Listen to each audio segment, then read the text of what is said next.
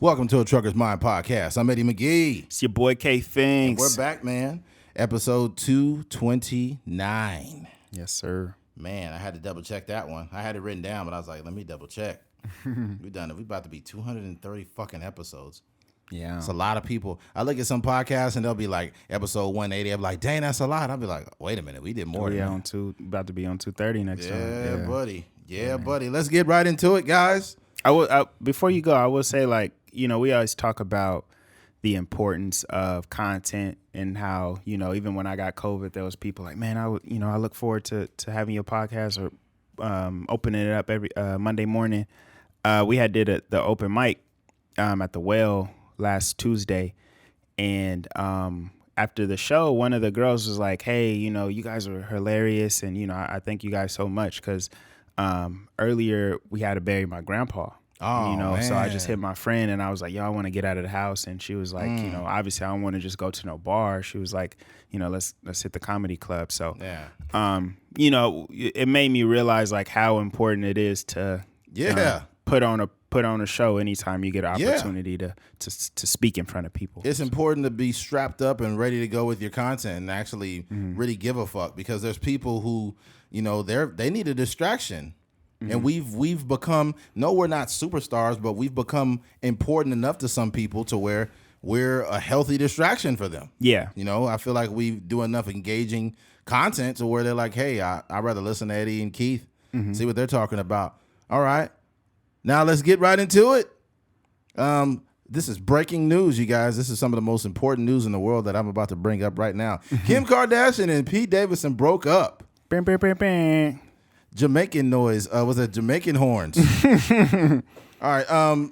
Basically it says Kim Kardashian, the Kardashian star and Pete Davidson have broken up and decided to just be friends. Sources close to the couple exclusively tells E! News. The insider shared that while the pair has a lot of love and respect for each other, they found that the long-distance dynamic and their demanding schedules made it really difficult to maintain a relationship. The split occurred sometime this week. Okay. This is not important news, obviously, but I felt it was, let's start off with something colorful. This is just the typical dynamic between men and women that happen a lot, right? Mm-hmm. Married woman or woman out of relationship, she may not want to be in a relationship, but women want consistent dick. They've been getting consistent dick for many years. Now they're divorced. They don't want to give up that fun, so they might find a guy. He might be funny. They know it's not long term. They could tell it. They could tell that this guy doesn't have that, nor do they want to recommit to another person like that. Mm-hmm. So they just find a buddy they watch movies with, hang out, make them feel good. And if the sex is great, then that's a huge plus for them. Yeah. But that shit always expires. Mm-hmm. You can't drag that shit on. You can't. They were hanging around for 9 months. So it's like, this is just what every man and woman usually, a lot of people go through. Not everybody, but a lot of women go through this. They'll say like, I'm just team single. Like, I'm just by myself. Nah, somebody's fucking her. Somebody. Somebody's taking her out to the movie. Somebody's getting that pussy at 2 a.m. And that's normal. Mm-hmm. That woman is not a hoe for doing this. They just need companionship sometimes. And sometimes there's that guy like Pete Davidson, a.k.a. Skeet Davidson, that is just going to come over and handle his business and crack jokes. Yeah. So she's, in her mind, she's like, hey, I may be divorced, but, I just want some consistent dick and some jokes. And that's what she got. She got a lot of free comedy and dick. Yeah. Shout out to Kim K for that. Having being funny and having good dick is just a winning formula. You'll be hitting it from the back like, oh my God, you're making me, this is so hilarious. Oh my God, even Ray J can't hit it like this. I was first, man. Y'all don't know, I was first. I was the first one to hit a Kardashian. I made them what they are, bro. Yo, that's somebody that I really fucking want to talk to one day is Ray J. Ray J? Ray J is hilarious, Ray J is so hilarious, bro. Mm-hmm. Yeah, but this is just, this is the norm, right? Yeah. This is what it looks like to date in our society. Yeah, 100%. It's just consistent relationships over the course. Yeah. This is a relationship, and then that's all death. It is. And then that's pretty much all it looks like. Yeah. The average person, we're just going to say the average person does not take extensive time to be out by themselves. Usually they have a fallback guy. They have like a lot of women have a rebound guy. They'll never admit to this, right? Yeah. But I live in the real world, and I've been the rebound guy before a few times. Yeah. Where they just I've been the putback guy. What do you mean? The putback guy is when you hitting it and they still in a relationship. Whoo, shit. Damn. That's like a tip. You still on offense, you just tip it in. Shit. This nigga keeps making new rules. Oh my God. Yeah, with me, I notice when women go on a break for their boyfriend, or you'll even ask them, hey, do you have a boyfriend? And they'll be like, no, not really. And then you fucking them for a while, and then all of a sudden they go kind of cold on you, and you're like, oh, that's fine. It wasn't serious anyways. And then they back posting pictures with their man. You know, they finally made it work out. Yeah. The dude is all happy, not knowing I was fucking the shit out of his girlfriend while they was broke up. Yeah. Hey, that's how it works, man. That's just what it looks like, man. That's I think the only issue I have with this whole thing is like I feel like people be not necessarily moving too fast, but it be like these like milestones that people be crossing very prematurely. Like Pete Davidson, I got like tattoos and like some weird stuff. Weird shit. Like even tattoos and initials and stuff like that. He only been talking for like a few months. So that's my only thing. And then just the publicity of it. Like if I'm Pete Davidson and I am Kim Kardashian's rebound or whatever, it's just low key. Like, you know, it may be like oral history. Like, did you like? It would just be like a rumor, nothing confirmed. You wouldn't see me out in no ice cream parlor or nothing. Like, you got enough money to move around in a way, or just pull up to her house and handle your business. Or if you do decide to go out, like renting out, you know, whole movie theaters or shutting down theaters, shutting down theme parks and stuff like that. That way y'all can have y'all fun. But just the reason why I think is weird is just because we know statistically all the rebound relationships fail. Yeah, they don't at work. A super high clip, like 70% or something. Yeah, like they that. never work. Yeah. No. What it is this is how the rebound relationships start too, especially in 2022. The way they start is basically while someone's in a relationship. I think that women check out of relationships sooner than men. Like basically they'll be with a dude, but they stopped loving him like 8-9 months ago. They're scared to break up. They're scared to break up. They can't find a legit reason to break up, right? So, but what they do is they start entertaining new guys, and I'm not saying they're always fucking them. I'm just saying, like, they probably got the dude on Snapchat, or they got him on Instagram, or they got him on Facebook. They got him on these apps, and they probably had lunch one time or something like that, but they ain't did nothing. And then as soon as y'all break up, she right on to the next dude. And what it is a lot of women, they already did a study. It said over 50% of women have a backup lover. It was on the news. So you got to realize these women is that, like, once they tired of you, bro, they not going to be crying over your ass. They going to replace you with another motherfucker they've been wanting to fuck for a long time. You know, and they'll be like, hey, and the dude will be thinking like, I got to get my girl back, man. I got to get my girl back. I'm just, but you don't realize you want her back, that's fine. But even if she come back, if it's a while, it's a chance of somebody else slipping in there. That's just the name of the game. And if it's Kim Kardashian, you know goddamn well somebody's in there. Now I'm trying to figure out who's going to be the next. Who's going to be the next guy to slide in there? Is it going to be a rapper? Or? That's what I don't know.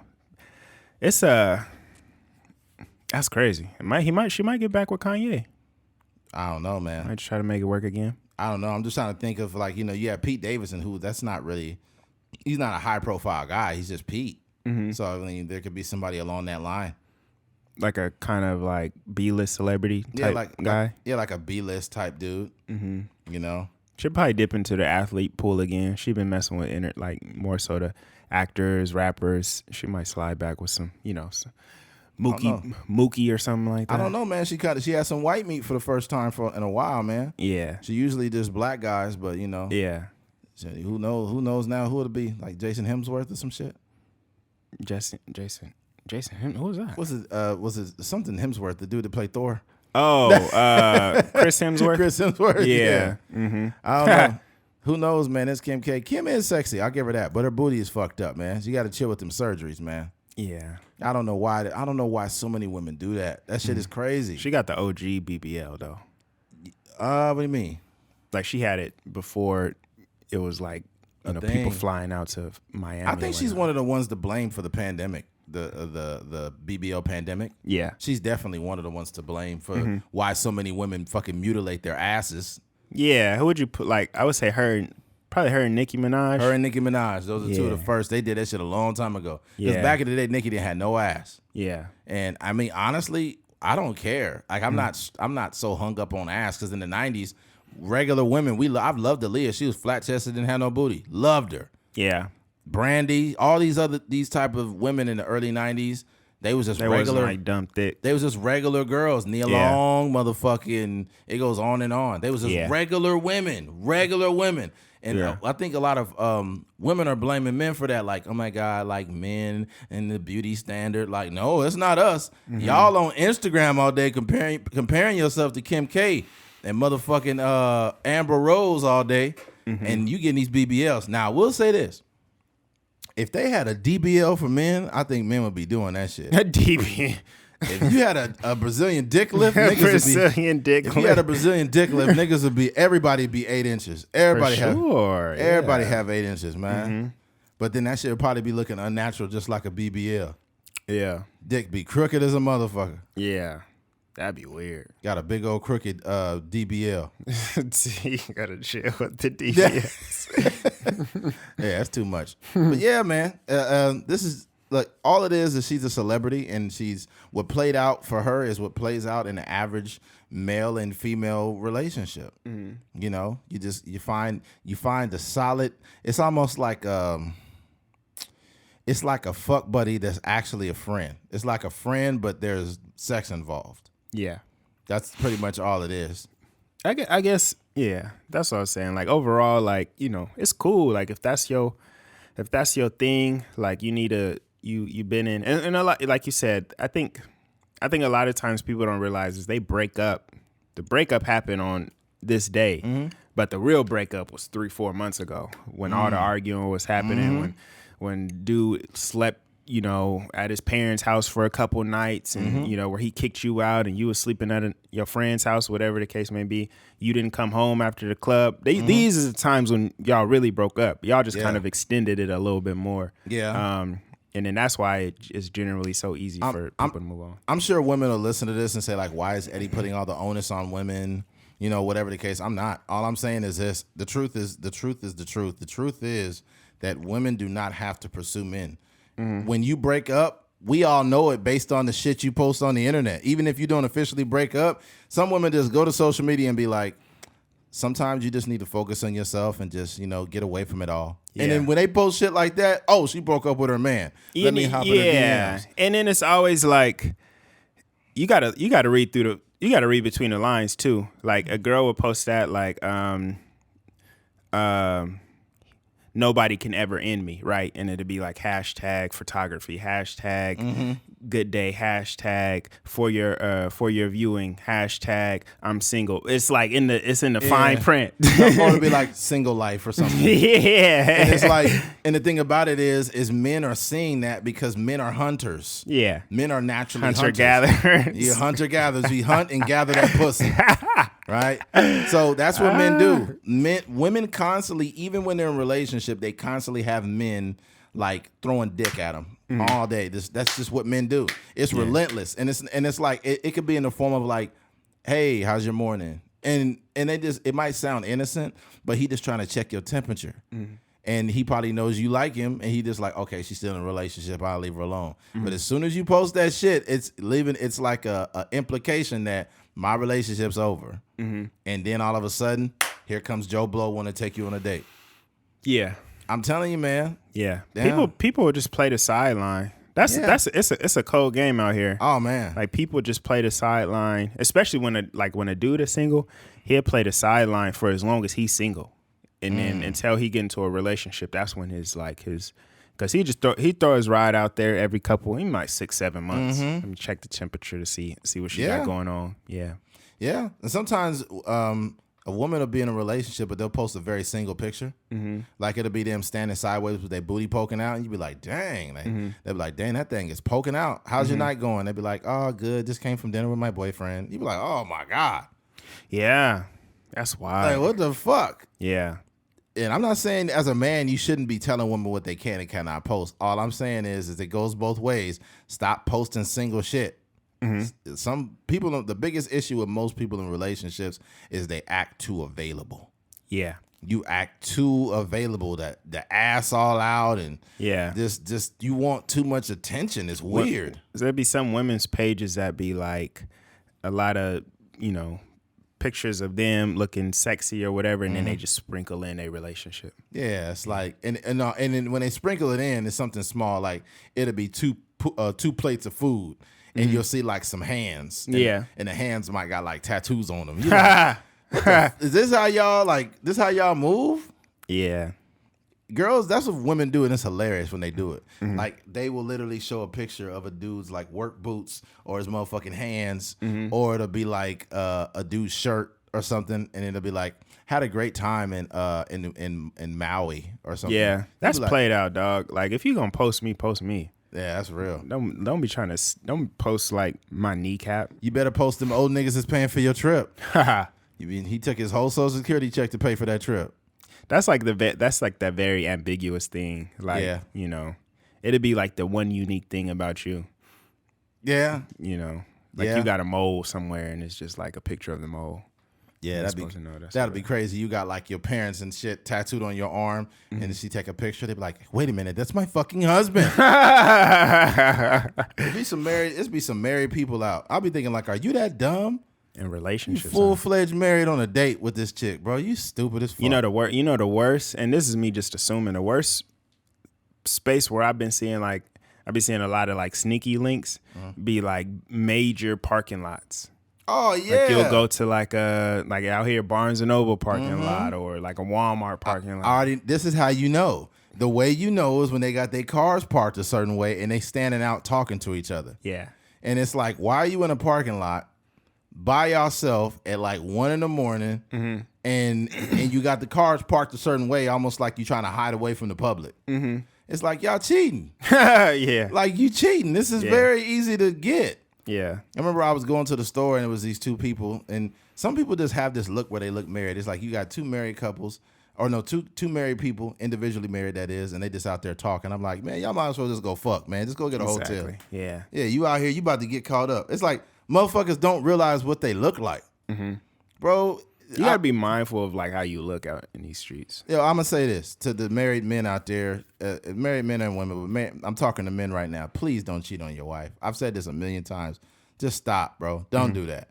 Don't do that, because it make you look bad too. Because like if that's your lady, bro, you chose this woman, right? You with her, like treat her good.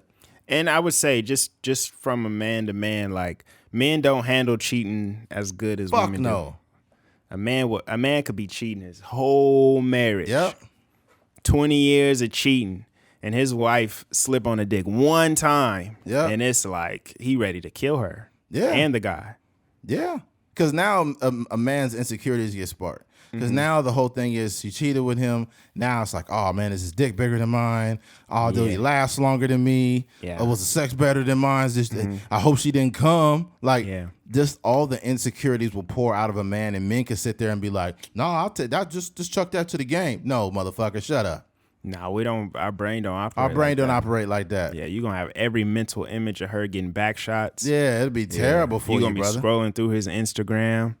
That'd be terrible. That'd be terrible. And then the worst part would be like if you that hurt and you know she's smashing this dude, and then you be like, man, he can look at his print, man. Yeah, you for sure gonna be scrolling down to July, June, July. Not even June. What is that? Like more like December. Yeah. January vibes, scrolling down to see what type of sweatpants he wearing. You know what's fucked up? I be seeing married women liking raunchy shit. Yeah. It'll be married women liking some nasty shit. It'll be a dude like grabbing his shit, and then or it'll be like, I remember I unfollowed the game, and the game had some picture. This nigga had drawers on with his printout. I'm like, oh hell no. Yeah. I'm unfollowing this nigga. I seen all kind of married women. Yeah. All kind of married chicks in relationships liking that picture. I'm like, oh my God. That's embarrassing. Yeah, bro. I don't follow no. You got to have a social media etiquette. I know even guys is for sure be doing. I know people personally that guys is that worse be on them pages like liking pictures and stuff. Guys are worse with social media than women in regards to liking inappropriate shit. I think men be following all these thick girls and these Instagram models and shit. They just be liking all porn stars and shit, following all of that. Because sometimes there's no way of a girl knowing, right? Like, so say you got like a OnlyFans chick that you follow, and your girl she just have no awareness of who, especially when they not celebrities. Yeah. Like if you follow Kim, if both of y'all follow Kim Kardashian and she post a picture of her in a bikini, she gonna see your name on there, right? Yeah. Say, oh, that's my boyfriend, that's my husband. But if it's like the one chick that got 100,000 followers and she got like a decent OnlyFans and whatever, there's no way of your girl knowing who that is, because that's just like men to men. Like, oh, you follow this girl, or she probably show up on your Explorer page. And yeah, people be commenting and stuff too. That's too much. I ain't following no motherfucking porn star. I ain't got nothing to earn. Like, it's nothing. Like, it's no point of following that. That's just a waste of time. I don't follow no Instagram models. If you don't create content or do something like remotely decent, I'm not fucking following you. Yeah, There's no point. It's not gonna do nothing for me. And it's like, yo, why would you follow porn stars if you watch porn? Like, you gotta watch it and follow. Yeah, You got a porn addiction, homie. you just extra horny. You just extra porny. Extra horny. You all porned out. Yeah. But all right, switching gears. Frank Ocean. Recently, Frank Ocean, on his Instagram story, which I didn't see. Glad I didn't. Well, I don't follow him, first of all. The guy posted his cock. And he's getting a lot of attention for it. I guess he's trying to market something. Let me see here. Frank Ocean trends after he posts nude photo on Instagram. Frank Ocean is trending on Twitter after he posted a nude photo. Come on, man. Photo on his Instagram stories. This afternoon, Frank Ocean returned to Instagram to promote a new line of accessories from his luxury brand, Homer. Included in the drop are pendants, earrings, and a keychain, perhaps most noticeably cock rings, which cost thousands of dollars. To promote the line of the exclusive singer resumed activity on Instagram with a handful of story posts. The first features Ocean's wearing a wig. The next is a video showing a few of Homer items available for purchase. The third, however, is what everyone is talking about. It shows the middle section of a nude individual with the genitals blurred out. It's unclear if a person in the photo is actually Ocean, but people on Twitter have already taken it at face value and began churning out reactionary memes at breakneck pace. So I guess he posted a picture of a nude individual, which is possibly him, and he got a fucking cock ring on, and it's thousands of dollars. This is the most odd. He's got to be the most odd artist I've ever seen. Yeah. Didn't he make an album of him just like building a thing? What? He was just building something. Was he like doing demolitions or some shit? Nah, he was just in a huge warehouse and he was like building a staircase or something random like that. And that was his album? Yeah. And it counted as, like, he's just a very odd person. Yeah. So, yeah, I don't know what this is about, but I guess he could sell sex stuff. And if he can, more power to him. I don't know. How does a cock ring work? Because as you guys, asking me? You know, if it's hot outside, it might fit. And then if it's cold outside, and it might not fit no more. I don't know. I know one time this girl tried to make me put a cock ring on, and she was put it. I was like, man, take this shit off of me. With like the thing that vibrates? It was a vibrating cock ring. And I put it on, and I was like, man, I'm not putting this on. Take this off. It just felt weird or what? Yeah, it just felt weird. I guess it's for, I don't know, women get off on it. And I put that motherfucker on, and I was like, man, I don't want no vibrating thing on my piece. Yeah, it's not going. This ain't right. Yeah, that felt weird. I can't imagine. Yeah, I didn't really know how to articulate that moment, but I was like, something ain't right about this. Yeah. I think vibrations is for females. That shit said, no. That's what it was sounding like. Yeah. It's like a weed whacker. Like, is this motherfucker shorting out? The battery going bad on this? Yeah. Sometimes I think sometimes women, and the sex toys is, do what you do what you want to. But I feel like a lot of times women don't like explore their sexuality enough to create like the level of intimacy that doesn't require toys. That's true. Mm-hmm. Yeah, because they so like, oh, this is not working, and not really realizing it's just, sometimes it's like a mental thing. Sometimes it's just like a connection thing, and they be running to all these different. They run to Adam and Eve or whatever store to. Women be having so many crazy sex toys. They got like a flower that got like a vibrator thing on it. You know what I'm thinking? Kind of to that point, like, you know how they say like porn is ruining sex for a lot of people, especially probably men more so than women. Yeah. Like just the experience, because you're like, oh, this is like, she can't deep throat. My girl can't deep throat like such and such porn star, or like she can't take dick like this porn star right here. I think sex toys might be doing the same thing. Yeah, they are. And women are the main ones using those. Yeah, because it's not natural. It's not, my dick don't vibrate. No. Man, there was some shit that this girl posted. I'm like, yo, this is scary, bro. This is like the Tesla of fucking sex toys. It was like it was like a sex toy that started off this big, but it was like inside of the thing. It's kind of hard to explain. And it would go up and down, but it would, like, when it came out of the little pocket, it would get long. So it'd be like, yeah. It's like a thrusting motion. Yeah, and I'm like, yo, this is fucking crazy. Like a jackhammer. Elon Musk had to make this motherfucker. You got to plug this motherfucker into a Tesla battery to get this shit going. Yeah. So, yeah, it's a lot. But no, I think when the girl tried to put the cock ring on me, dude, it was just like out of left field. Like, she had never, like, asked me beforehand, like, hey, I want you to try this. It was never that. She just like, oh, hey, I got this. I'm like, what is that? It wasn't even no, oh, hey. In her mind, she had it planned out. Nah. How you just going to throw a cock ring on somebody? That's crazy. That's fucked up, man. Yeah. At that moment, I knew that this got to be some type of an assault. I don't know what this is. I might need to make a call to the police. This is ridiculous. I was flabbergasted, dumbfounded. What if the cock ring is the new like wedding band? I was perturbed, huh? So what if the cock ring is the new wedding band? You just hand it, motherfuckers, just all vibrating. No, not that. Like the cock ring he had is like actual like jewelry. It wasn't like the sex. I don't think it was like the sex toy. Yeah, I think he probably gave himself away when you just see the cock ring. He's like, I've been thinking about you. Ooh, nah. Cock ring been thinking about you. That's wild, bro. Yeah. Like this, he could get away with shit like this because he's just that type of weird, like, off.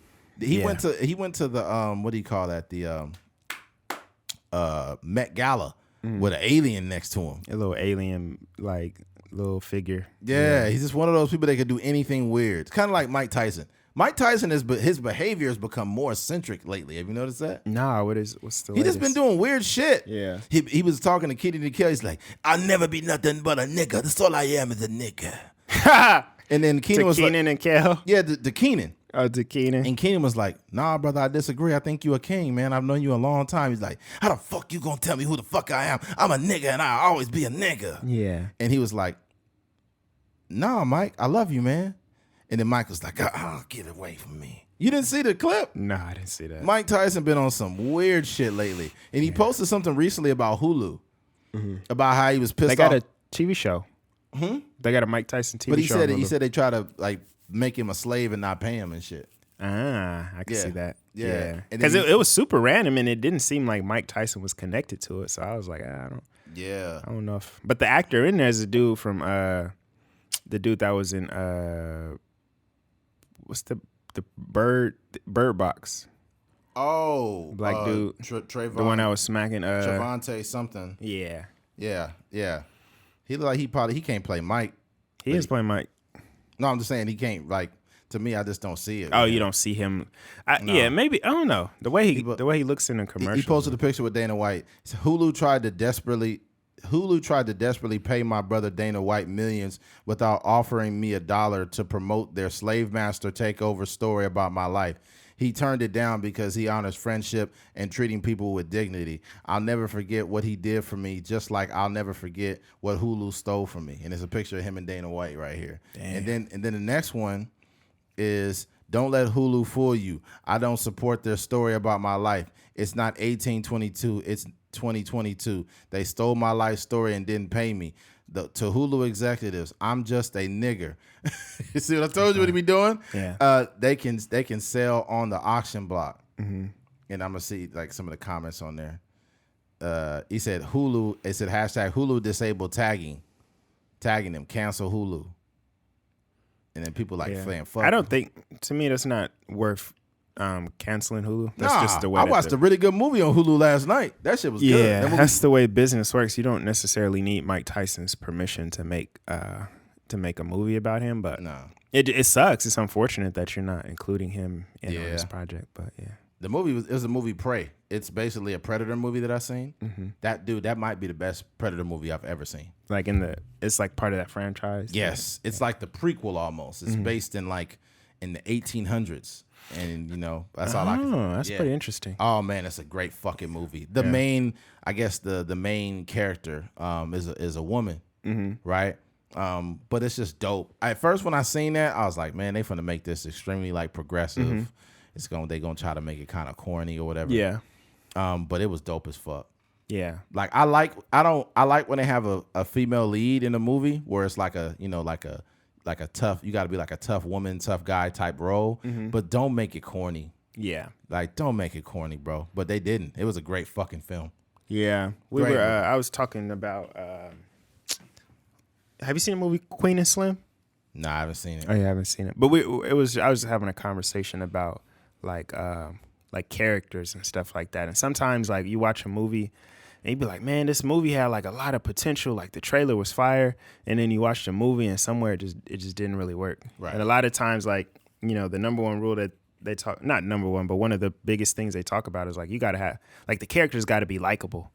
Sometimes it'll be it's okay to be progressive in a way where you have a black female lead or, an Indian female lead or Asian character or whatever. But all the people that's going to the movie really care about is, do I like this character?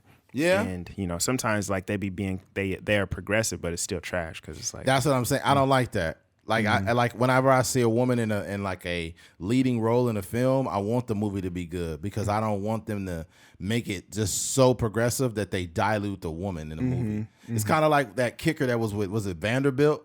And she had was it Missouri or Vanderbilt? I think it was Vanderbilt. I think it was Vanderbilt. And she kicked the ball and it was such a fucked up kick. And I was like, I want women to do good, but I want them to do the same or better than men. Yeah. When you put them in a film or put them anywhere and you like dilute it and it's like, and you try to champion them for that, I'm like, nah, bro, do better. Yeah. Yeah. Because we've seen it work before, but Right. you just like throwing this together. Right. Right. This was a good. If it 5 stars, bro, I give it like 5.8. I don't want to give it 6 just because, but do you need to like really be on that franchise? No. You don't need to be on it. If you know of it, then you know what exists in the film. You understand it, the basics of or the idea or the plots surrounding the predator. Yeah. He shows up and he hunts. Okay. And he hides and he uses tactics to attack people. That's dope. But this is way back, in the hunter gatherers back in the Indian. It's based on Indian tribes. The hunter gatherers for Indians were men. Women like were into medicine. That's what they did back then, and that's all I really tell you. Okay, I have to check it out. This female lead, she more or less was not fucking with that medicine shit. She was like, I'm trying to kill the predator type, vibes. I got you. Yeah. Hey, everybody, listen to this. Go to Hulu and watch Prey. Not like prayer, but Prey. Great fucking film, man.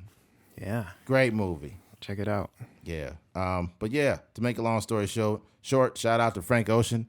I wish him the best in everything he does, except for posting his cock. A new feel. If the cock is pink and yellow. You stupid. All right. Switching gears. Gofundme Scammer. Gofundme scammer who used to be used story of homeless vet gets 5 years. And here's a story. A New Jersey man who made up a story about a homeless veteran helping out his then girlfriend and used the tale to solicit $400,000 in online donations has been sentenced to prison. A New Jersey man who made up a story about a homeless veteran helping out his then girlfriend and used the tale to solicit more than $400,000 online donations was sentenced to 5 years in state prison Friday. Mark D'Amico had pleaded guilty in December 2019 and admitted concocting the feel-good tale in late 2017 about Johnny Bobbitt Jr. giving his last $20 to help D'Amico's girlfriend, Caitlin McClure, when her car ran out of gas on Interstate 95 in Philadelphia. Prosecutors said at the time that the three had met previously and cooked up the scheme to make money. They conducted newspaper and television interviews and solicited donations ostensibly to help Bobbitt. Through a GoFundMe campaign they named Paying It Forward. The campaign raised more than $400,000 from about 14,000 donors in about a month, and at the time was the largest fraud perpetuating through the crowdfunding platform, according to the prosecutor's office in Burlington County, New Jersey. Okay, here's my problem with this. My biggest problem is they used the feel-good story of a veteran helping his girlfriend get gas and she ran out. My biggest issue with this shit is you use the idea of a veteran. Do you know that 22 military veterans per day die at the hands of suicide every day? And you use them to fucking rob people blind. Mm-hmm. There are a bunch of people who served in Vietnam and other wars and Iraq, and they come back home and they got to battle for a fucking job at Target. They laying on the streets with mental health problems. All kind of shit. A lot of people who serve this country do not get a fair shake, man. They don't. And then you turn around with your bitch ass and use them as a story to make money. And it don't stop there. These stupid motherfuckers that got all this money, they went and was doing dumb shit after they got the money. Mm-hmm. They start renting out like jet rides and motherfucking getting cars and all this dumbass shit. Mm-hmm. And it's like, yo, this is wild. And you use the story of a veteran. And you know how many veterans you could have helped with that? That's almost $500,000. Yeah. You know how much food, how many meals you could have got to veterans? You know how many motherfucking vouchers you could have got them? You know how many people who serve this country that can't even pay rent? Can't even pay rent, man. Mm-hmm. I've had people that it's some people that have asked me for change. And I was like, man, this dude lying, saying he a veteran. And then you find out like, nah, he not playing. He really served. He really served this country and he asking for change. That shit is wild to me. Mm-hmm. You know, like the type of shit Vietnam vets have seen? It was one dude, this is literally about 2 weeks ago. I was out in Kramer Junction near a little past Boron. And there was a dude there and everybody was walking by. He didn't ask them for nothing. But then he stopped me and asked me, he's like, I don't want to ask you, but I had to ask, man, if you could help a veteran out. You know, my wife's back there. We just need a little bit of gas. If you had anything, I appreciate it, man. And God bless you. I said, hold on, man. When I come out, I'm going to have something. I shot him like $15. But the thing about it is, like, he was legitimately a veteran. Mm-hmm. And he was legally disabled. And he had all kind of issues and shit and whatnot. But it's like, damn, it's just crazy how. And then he served for like 8 years. Mm-hmm. So it's like a person could be in service for 8 to 10 years, come out and can't even pay for gas. Yeah. And y'all use the same you use the same subject that you use. It's people really out here struggling. That's one mm-hmm. thing. Also, you frauded a bunch of innocent people mm-hmm. that really wanted to fucking help. Yeah, it's some people spending their hard-earned money. Yeah, they out of the kindness of their heart, they donated the money, and your bitch ass went and just blew it. Yeah, God damn, 1,400 people. That's I think the thing. My take is a little different.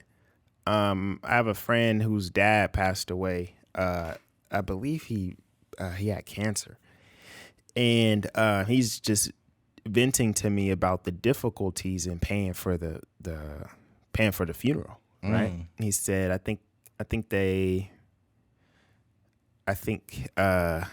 total, I don't know how much total, it might have been like $10,000 that they needed or something like that, right?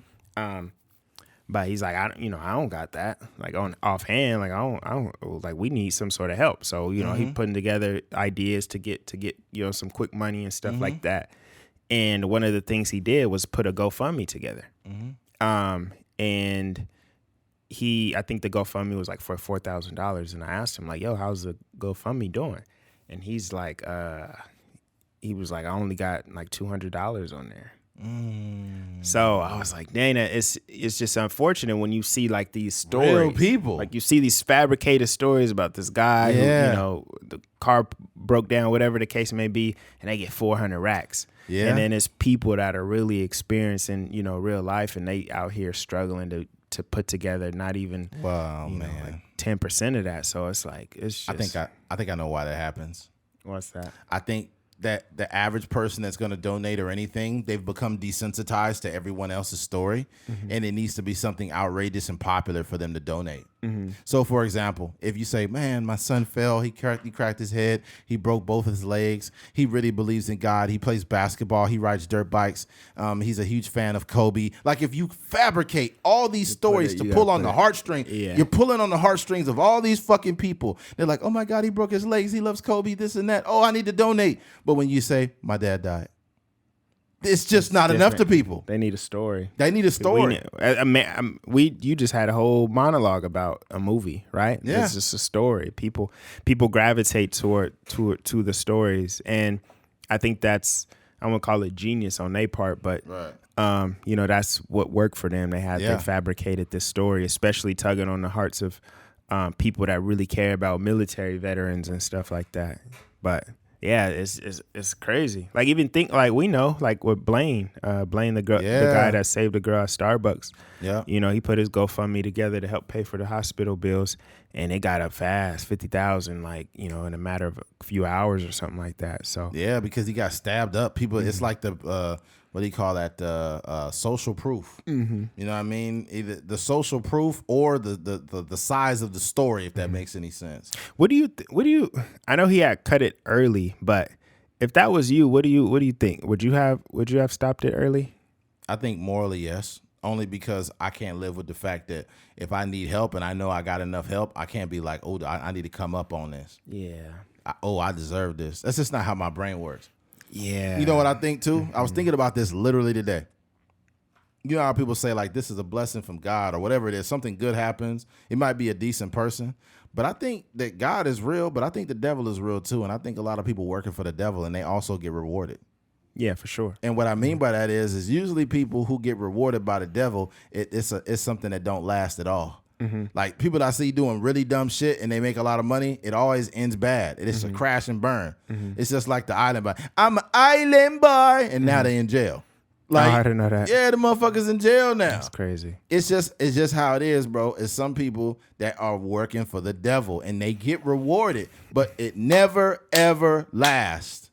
It never lasts. Yeah. It never. Okay, this is for the people out there listening to the podcast. Have you ever seen somebody that is like a drug dealer or they doing some dumb shit and they got a nice car, they got girls, they got all this shit and they just living a fucked up life, and you over there working your job and you might not have a lot of money, you ain't got a lot of girls and all of that shit, and you like, fuck, man. And all of a sudden you see him get arrested. Yeah. And you like, thank God I'm flipping burgers. You be like, thank God I'm flipping burgers. And it's about time they arrested him. I've been calling him for months. Sprinkle some crack on him. Get him out of here. Oh, man. Yeah, man. No, that's facts. It's that's true. I think that's why patience is, they say patience is a virtue. That's what the Bible says. But that I think that's like one of the most profound things in the Bible, because sometimes when you on this journey and you looking at other people come up, if you say you're doing a podcast and you've been at it for as long as we have, and you seeing people going viral for stupid stuff, or argument, or whatever the case may be, a fight on their podcast, and they going viral. Yeah, they going viral, and you just like, dog, like when we gonna have our viral moment? Right. And then you see them fizzle out. And then it's just like, oh, okay, like I'm cool, like I'm doing the right thing. You know, I just got to keep trucking on my path, because if I did have that huge spike in listens or huge spike in attention or whatever, it might have fizzled out the same way. Yeah, I think the cool thing though is for me and you, if we were to have a viral moment, it would be legit only because we have so much work behind us that's comparable to the same thing. The same thing that made us viral, right? So they don't have to go to that one moment that made us viral, and that's all we have. We have many moments across 229 episodes. Yeah. So the thing about it, we have the proof through work. So once somebody like us we garner a certain amount of attention, it's everything's great. We're good. Yeah. We ain't got to worry about it. Oh, for example, and this is no disrespect to other artists, but there's some artists that get a lot of attention. You know, you got Tekashi 6ix9ine and all these people, they get all this attention. But I'd rather have Lil Russell's career than Tekashi 6ix9ine's. Lil Russell is well respected in his area. Yeah. Lil Russell is actually a really fucking good rapper. He met P. Diddy, all kinds of people. He networking with Russ, but a guy like Tekashi is an outcast. He's popular for no fucking reason. You don't have I feel like Lil Russell's journey, he got, when you get like genuine love from like your I won't even call them your peers, but your peers in the sense of in the same space as you. Like the Chance the Rappers, Russ, Charlamagne the God, P. Diddy, like, you know, all these people are acknowledging him. Yes. And he young, and he got a long career ahead of him. And he got the time, and he got the work ethic to be as big as he want to be. Like Russ just did a song with Ed Sheeran. And I don't know like the success of it, but you think like Russ, an independent artist, is doing a song with the biggest stream artist in the world, and he paid for everything. You know what I mean? So it's like you just see that when you take the long way home, sometimes it's a much more beautiful scenery. Even Young Dolph, he was independent, but it was I forgot what the song is. He made a statement about like I guess he had visited not Def Jam. He had visited somewhere. What was it, Rock Nation? I think it was. He said some people was hating on him or whatever out there, but he said it's all good with Jay. Like in that verse, but he said he'll offer. He said, "I'll get you your $2 million for a verse if you want to rock with me." Basically, and I was just like, "Damn, this nigga just got $2 million to give Jay for a verse." Crazy. Young Dolph owned over 100 houses when he died. Crazy. That's crazy, man. It's money, man. Yeah, man. Yeah, that's nuts.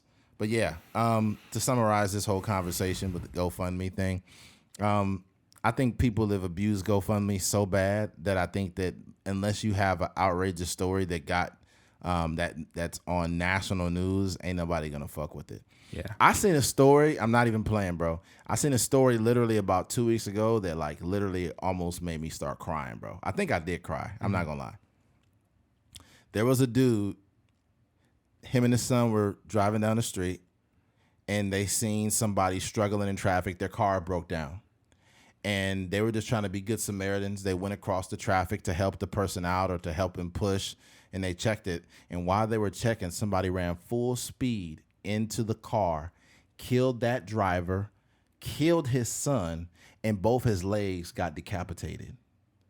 And he was in the hospital. So just being a good person got him and his son killed. Well, his son died, and that driver of that car died.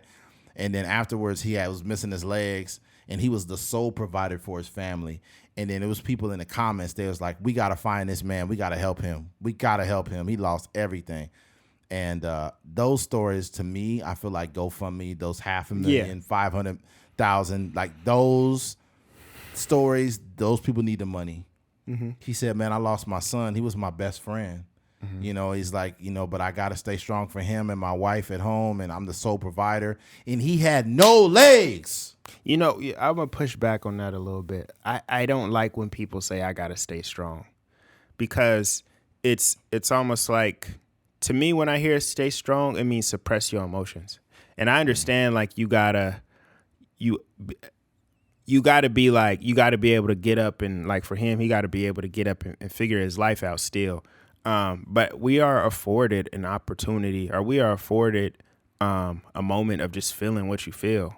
Because I feel like I've heard certain people be like, I just needed to stay strong for such and such, or I didn't call them because I didn't want to break down when they're going through whatever. It's like, we're human beings, man. Yeah, but I don't think it means you need to be exclusively weak. I think that in your moment, because there's been many times where I just cry, because my dad's dying. He could die any day, any month, any week. Yeah. And sometimes I just cry, and I take that moment to cry, but it allows me to be back functional in everyday society when I allow myself to feel. Yeah. But I'm also strong, and I stay strong because I've allowed myself to feel. Yeah. So I think if you're saying I got to stay strong, it's not really to, avoid the fact that you got emotions. Some people, it does mean that. That's I would say majority. Saying. That's what it means. That I think that's what it means in society. Like, I got to stay strong, man. I can't be out here like looking like I'm weak. It's like, no, feel what you feel. Yeah, you do got to feel, and suppressing your emotions will make the situation 10 times worse, because like you literally are going through a shocking moment. Like you literally lost your son being a good Samaritan. He was doing the right thing. Yeah. He was helping out a stranger and died, and you lost both of your legs. You were going through the most traumatic experience ever. Yeah. And he said, I can't make this moment about me. I lost my son, who was my best friend. I'm the sole provider for my family. And the person that was covering the news, he looked like he was about to fucking cry. Yeah, like he was standing there, and he was like, and I think he was kind of zesty a little bit, and he was he's like, yes, and he, definitely, and let's try to reach out for the family. I was gonna say he was zesty. 27 Cox News. And Frank Ocean just released a picture on his story. Oh my gosh, succulent.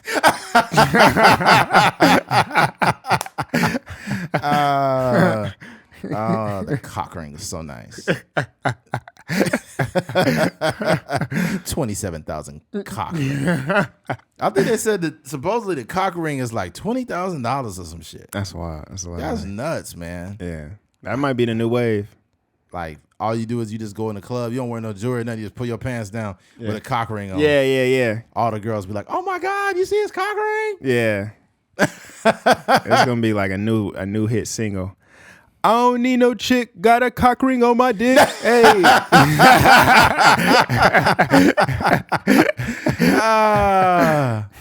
I don't need a thing cause I got a cock ring. I don't need a thing cause I got a cock ring. Hey. Oh man. That's wild. That'd be nuts. Yeah. Lil Wayne hop on the track. I don't need a thing because I got a cock ring, and I make that thing bling because I am the main thing. That's good. Shamula, baby. Yeah. All right, switching gears. Minor attracted persons. Okay. Uh-oh. This is a very not controversial, but this is something to make you think. And it's really fucked up. Hear me out. Professor who said pedophiles should be called minor attracted persons agrees to resign. Now, this is a little bit of an older story, but I seen somebody rehash this conversation. I said, hey, this would be worth talking about on the podcast. A Virginia University assistant professor who argued it wasn't necessarily immoral for adults to be sexually attracted to kids has agreed to resign after facing intense backlash. Old Dominion University revealed in a statement Wednesday that Alan Walker, 34, would be stepping down as an assistant professor of sociology and criminal justice. Walker was placed on administrative leave on November 16th after a firestorm erupted over the educator's controversial argument that pedophiles should be referred to as minor attracted persons. The assistant professor, who is transgender and uses the pronouns they, them, will remain on leave until their contract expires in May next month. Dang. Here's my problem, bro. My biggest issue with this is, we talked about this before on the podcast, some of this progressiveness is fucking delusion. And I was telling Keith before, man, like, is me and Keith are more like left leaning, but we're middle leaning people, especially now. I will speak for me. I'll say that. I feel like I've gotten less liberal as I've gotten older because them niggas is weirdos now. This is weird. Yeah. This is more aligning with left wing ideology. Mm-hmm. You want to give a motherfucking pedophile pronouns? Man, fuck y'all. You want me to really identify who you are? Like, oh no, that's not. Don't call him a pedophile. That is a what do you call it? Minor attracted persons. Let me tell you something. I'm gonna be very blunt. If I had a kid and you called yourself a minor attracted person, I'm just gonna shoot you. That's all I'm gonna do. I'm just gonna be blunt. We can't post this clip on Instagram, but yeah, you'll get shot fucking with me. Cause I'm telling you, like, this is why Cain Velasquez is locked up right now. Mm-hmm. Because a grown ass man is dealing with somebody who cannot consent. Mm-hmm. A child cannot consent to, wanting to do things, and you are looking at a child like a sexual object. That's crazy. Like, my thing is this, and I'll be honest when I say this. I like thicker women. I like all kinds of women, but I like thicker women. I like girls with big asses, right? Mm-hmm. Do I know why I like it? That is, like, specifically, I don't really have a definitive answer. Yeah. But I just like girls with big asses. I like girls with big breasts, right? Yeah. Or thicker women. Take old biddies. There's some skinny women I like too. I like all kinds of women, but I don't know exactly why I like that, but I like that. Mm-hmm. But I can't comprehend the fact that you want to use that same logic towards somebody who likes kids. Yeah. It's like, I don't know why I like kids, but I just love 9-year-olds. It's like, bro, you are 40 years old. I don't know. The attraction is one thing, but we have like decisions, right? Yeah, right. You know what I mean? Like the decision is the crime, not the attractiveness. Like I mentioned this a long time ago. And this is me speaking from memory, so this may not even be legit, but I believe it's in the movie It's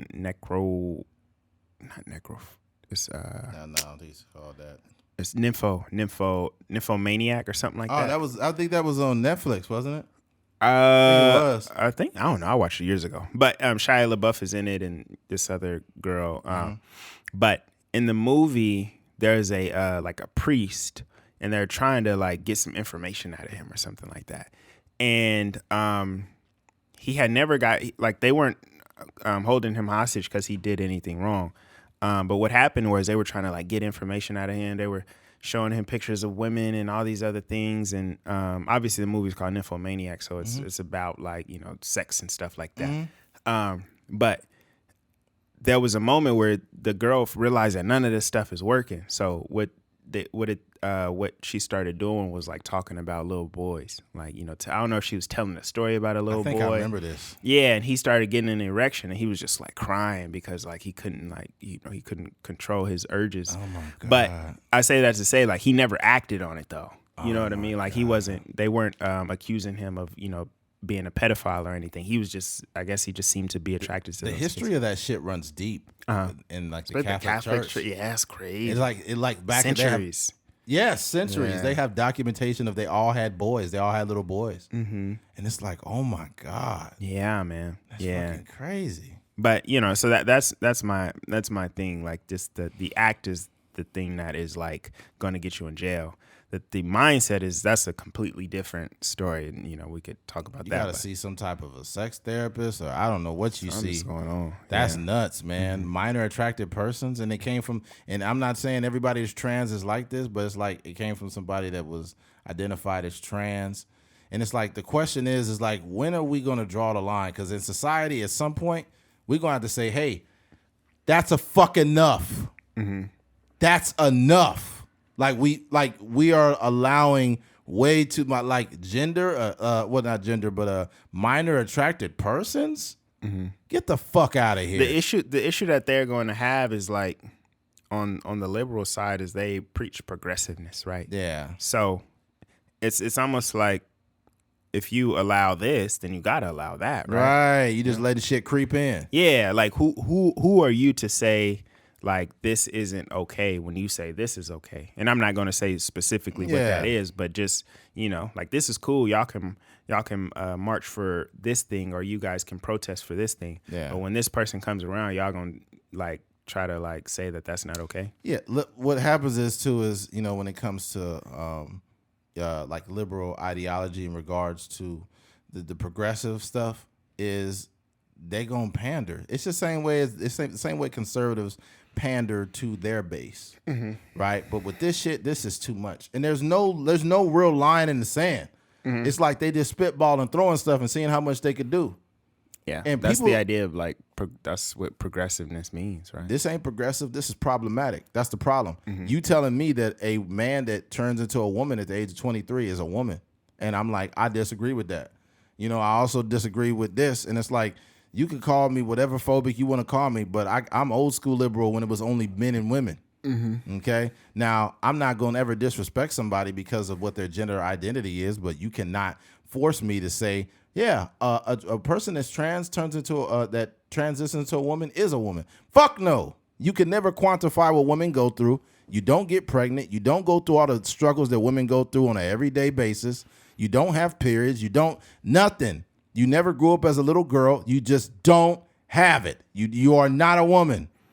And even with that being said, I will say that sternly because that's how I feel. I will never, ever, ever, ever, ever disrespect a person who is trans. If they want to be identified as a her, I will call them a her. And that's facts. Yeah. But I don't have to agree with everything you say. That's not how the world works. And if you're a white guy and all of a sudden you want to become the age of 20, you're like, identify as a black man. I'm going to say, hey, Brad, how about you shut the fuck up? Okay? You're not black. You cannot quantify what black struggle, what black people have went through for many years in America. You don't know what the fuck this is about. No. At some point, I don't care and it's going to have to be liberals, because conservatives, they already drew their line in the sand. You know where they at. Liberals going to have to draw a line in the sand and say, no, like we are not that progressive. That's the hard part for them. You got like even like the girl, the Berkeley professor that was arguing with the senator. Yeah. That's their MO. Like, right. Come one, come all, right? And come as you are. That's like, they done adopted the biblical stuff. And yeah, the LGBT side, So it like when you say, like I said before, like when you are the kind of like accepting community or, accepting political party, it's very difficult to try to push people away, Yeah, especially when you need their votes. But I think at the same time, you got to realize the type of destruction you're doing when you do that. Because you're going to start making people think that it's okay to be attracted to fucking 9-year-olds and you ain't pushing back on it. That's the thing that I appreciate about the conservatives the most is the tradition aspect of it. Right. Like, we've been this way since the beginning of time, and we not changing. You know what I mean? We not budging for no reason. Because it's something, and I was actually talking to a gay person about this, about like how, and I don't know if he agreed with me, but he kind of brought up a point that I kind of like deviated on, but he was basically saying like we need something to stand on. We need like the certain set of rules to stand on. Otherwise, like, the world is just all out of sorts. So I was like, that makes a lot of sense, because I was just thinking about like, and I was like, I'm not necessarily conservative, but that's what I do appreciate about them, is that it's like from 1776 or whatever, not much has changed. Like they, through and through have been the same. That's some of the problem with that party too, though. I'm not saying it's the right way to live, but I'm just saying like they stand on something, and it, is wrong on both sides, but it doesn't. No you won't hear no conservative go out and they protesting about minor attracted persons. That's not in their DNA. Not at all. I think there's some things that especially now, I'm very conservative about, things I'm liberal about. But the thing about it though is there are obviously some things from conservatives that are pretty problematic when it comes to, like, black people have always had it great in America. Even during slavery, they treated the slaves very good. You be like, shut the fuck up. Yeah, that's wild. There's some people that I've heard that said that, conservatives. I'm like, bro, y'all tripping with that shit. Tripping. And there's been things that conservatives do stand on something. There was I think it was Andrew Tate that was talking about like Christianity, and it's like Christianity, like people challenge the Bible so much, they've changed so many things. It's like when it comes to the Quran, like people ain't fighting that. Like everything in the Quran, nobody's pushing back on it, but they push back on it. He said, in order for Christianity to work, and people they shouldn't be able to contest it or push back, but that's what they do.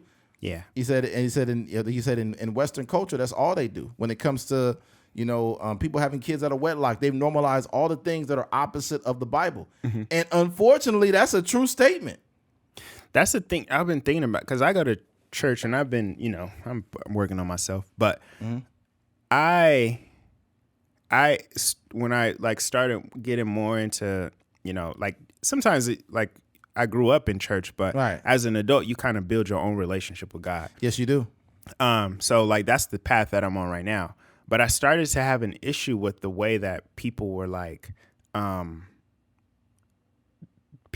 creating Christianity for themselves. There you go, like revising it. Yeah, like okay, like I'm gonna get high a little bit. I'm gonna drink a little bit. I'm gonna do this. I'm gonna do that. I'm gonna have sex before marriage. But as long as I got a relationship with God, it's cool. And it's like that's perfectly fine. You do what you do. But it's just like I don't think that that's the way that we're supposed to. I don't think that's the like. I don't know. It just seems very odd to me. Like you kind of like want to, like I think. Like, to me, there's a discipline aspect to it, right? Yeah. So it's even if you related like Christianity or whatever faith to like working out or going to the gym, right? It's like people that say you gotta say like you in the gym, you got a workout regimen or something like that.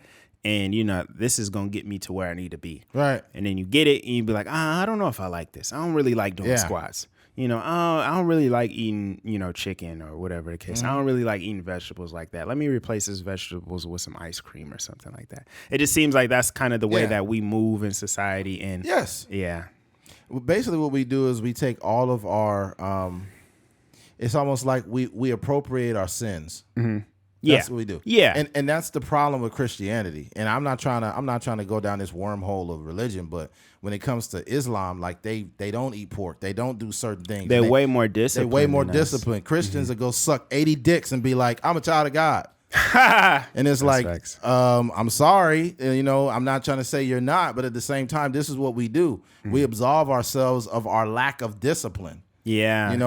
And they like that. Yeah, I guess that's like, I'm right with you when you say just kind of absolving yourself of that. Because you think like other faiths, like it's people that are waiting to get married to have sex. 25 years old, still a virgin. Yeah, exactly. You know what I mean? And they praying, 2 times a day or what? Just so much more disciplined than us. And then like I guess the thing about it is like if you understand that what you're doing is wrong, that's okay. But like the people that try to absolve it and say like, I think we need to change the language when it comes to Christianity and be like, when people say I'm a Christian, you need to be walking in that. You need to be doing it. You can say I'm a working Christian if you're not in the proper walk with your religion. Yeah. You should say I'm a working Christian. But if you're like me, I curse, which is not okay in the Bible. It's, I guess using the Lord's name in vain, I guess.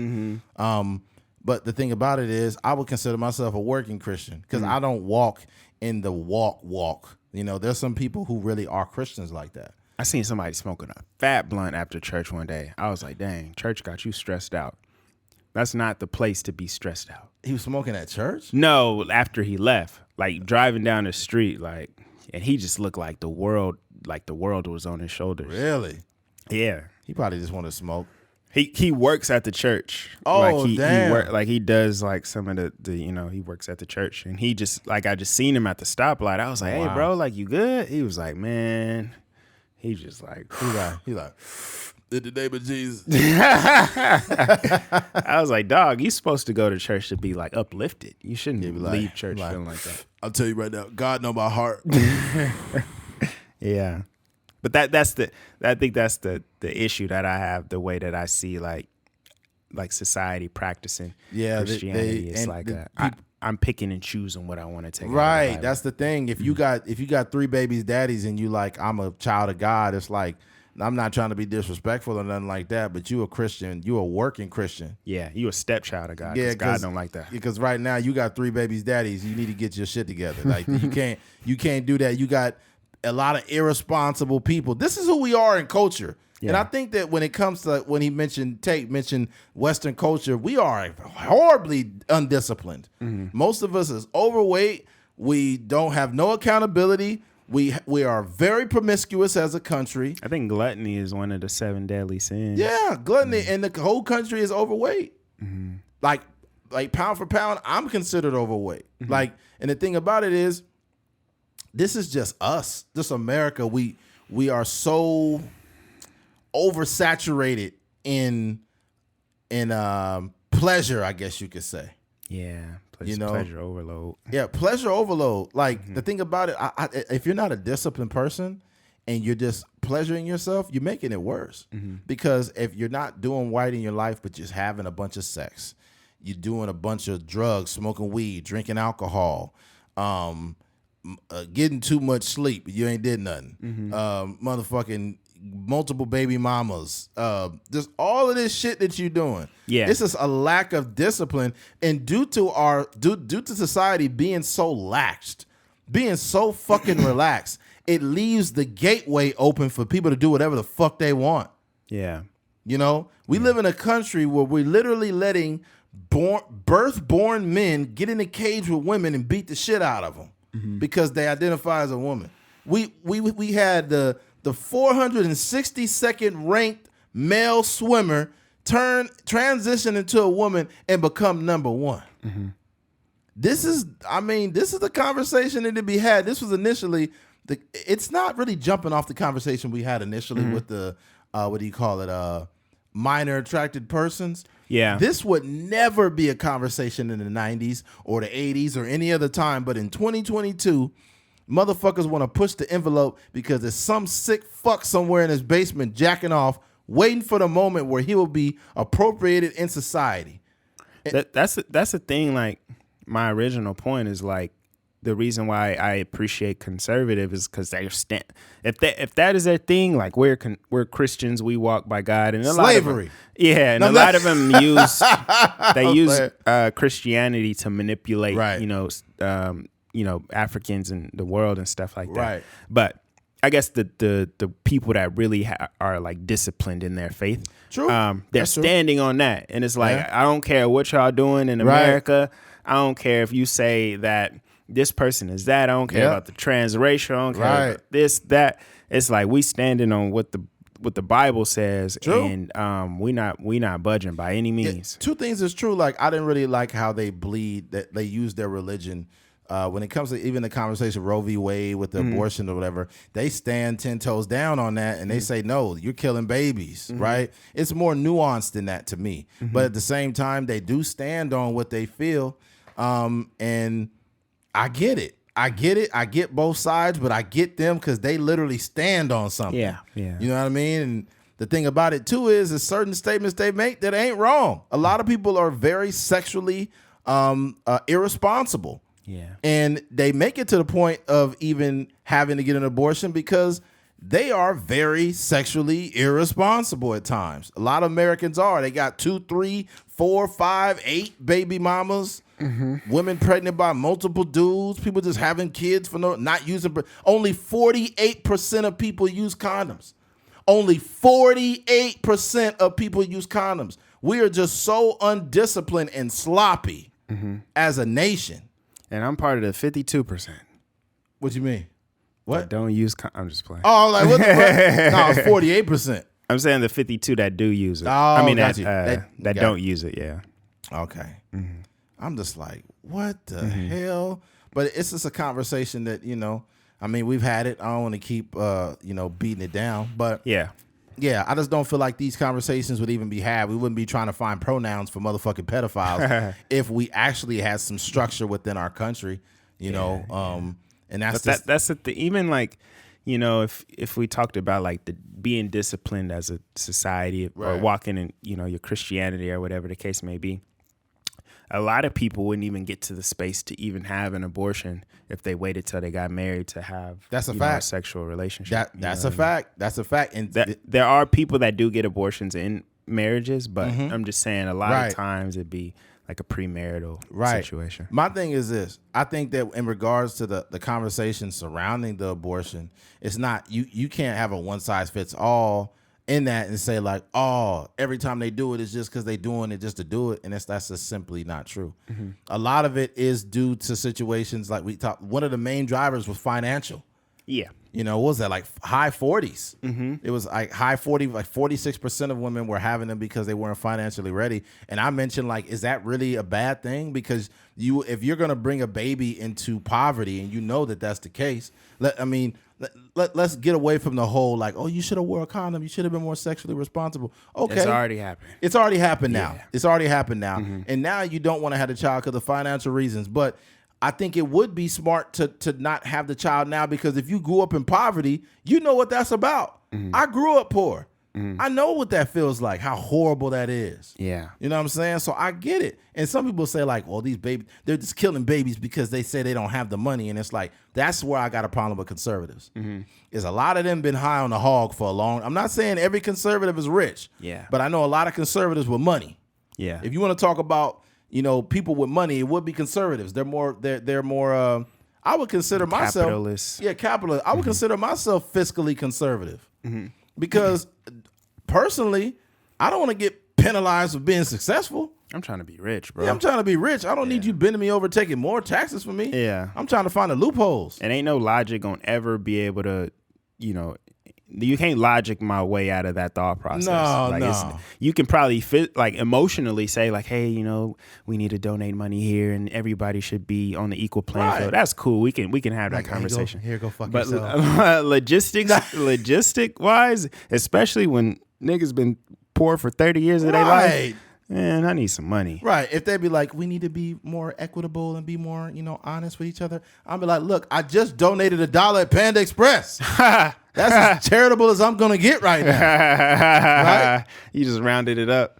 Yeah, I stopped donating $1. I don't do that no more. I don't do that no more. Especially when I don't know where this money is going, and they never say like, "Hey, this is where your money is going." Especially because y'all trying to take some of my honey walnut shrimp and spoon it out of my plate. Yeah, like don't skimpy on it. Yeah, don't skimp me on my shit. Chipotle try to do it sometime. They'll put some chicken and then scoop some out. I'm like, you better put that shit back in there. It's already in there. Yeah, you're not gonna get no look. Chipotle and Panda Express, okay? I'm going to give you a warning, okay? Don't you ever scoop chicken or any type of food out of my plate again.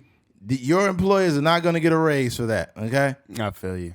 There was a chick I used to know back in when I was in college.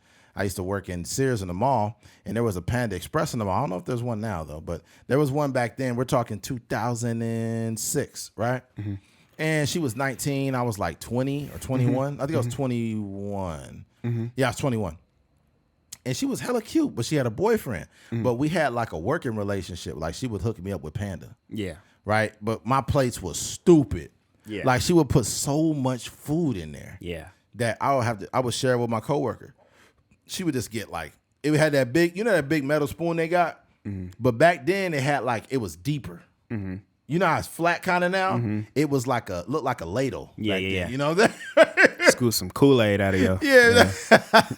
I had a bunch of orange sauce in my shit. She would scoop it up. She'd be like, hi, how's your day going? Talking to me while she's scooping this stuff. Yeah. And I don't even care about fucking no more. I just want chicken. Yeah. I'm just here for the chicken now. Yeah. That's the thing. That's one of the bad things about growing up.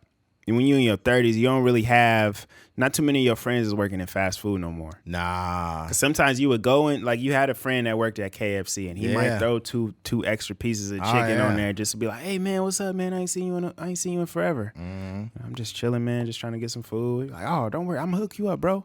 And you getting all kind of desserts and stuff. It's some people that are around our age right now that work fast food, but it's not by choice. They probably did some prison time. It's the only job they can get. They be like, man, I work at KFC, man. Come over there, I'll hook you up, man. Yeah. Shit, I'm the type of dude, though, like, if you hook me up, I'm going to give you a little bit of money because I know, times is tough for you. That's real. Yeah, that's a must. I ain't been in KFC in years, bro.